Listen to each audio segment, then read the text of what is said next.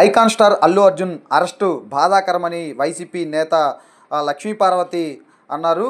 అయితే లక్ష్మీపార్వతి ఇక్కడ కొన్ని సంచలనమైన వ్యాఖ్యలు చేశారు. అల్లు అర్జున్ అరెస్టు వెనుక ఏపీ ముఖ్యమంత్రి చంద్రబాబు నాయుడు హస్తం ఉంది అంటూ కూడా ఆమె కొన్ని సంచలనమైన వ్యాఖ్యలు చేశారు. అల్లు అర్జున్ అరెస్టు బాధాకరమని, ప్రతి దానిలో చంద్రబాబు నాయుడు హస్తం ఉంటుందంటూ కూడా సంచలనమైన ఆరోపణలు అయితే చేశారు. సినిమా ఎలా ఉంది చూడడానికి అల్లు అర్జున్ వెళ్ళాడు.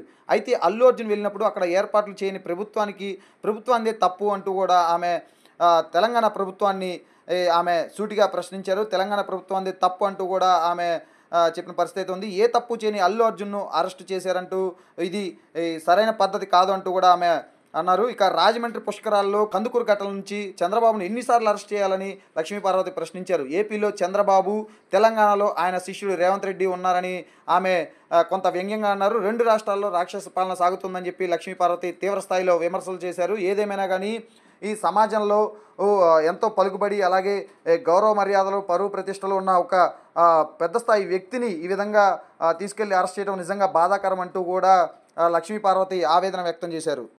సరే, ఇంకొక వైపు చూస్తే అక్కడ ఆయన అరెస్ట్ చేశారని తెలిసింది, మన అల్లు అర్జున్ గారిని.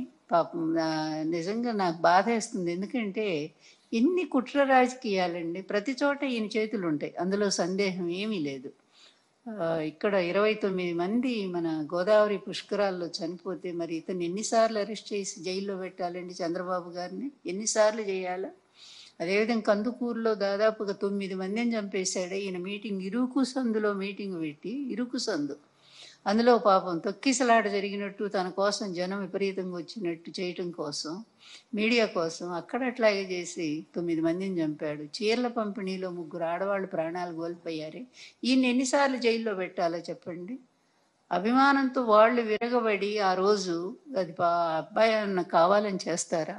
తన సినిమా చూసుకోవాలని, ఎలా ఉందో ప్రజాస్పందన తెలుసుకోవడానికి ఆయన వెళ్ళాడు. అది గవర్నమెంట్ తప్పు. ఆయన వస్తున్నప్పుడు, లేకపోతే సినిమా హాలు వాళ్ళు సరైనటువంటి భద్రతా ఏర్పాట్లు చేసుకోవాలి. పోలీసులను పిలిచి పూర్తి కట్టుదిట్టం చేసి ప్రజలు థ్రెడ్ కట్టి దూరంగా పెడితే అయిపోయేది. వాళ్ళు అవేమీ చేయలేదు కదా. అది తప్పు అల్లు అర్జున్ ఎలా అవుతుందండి?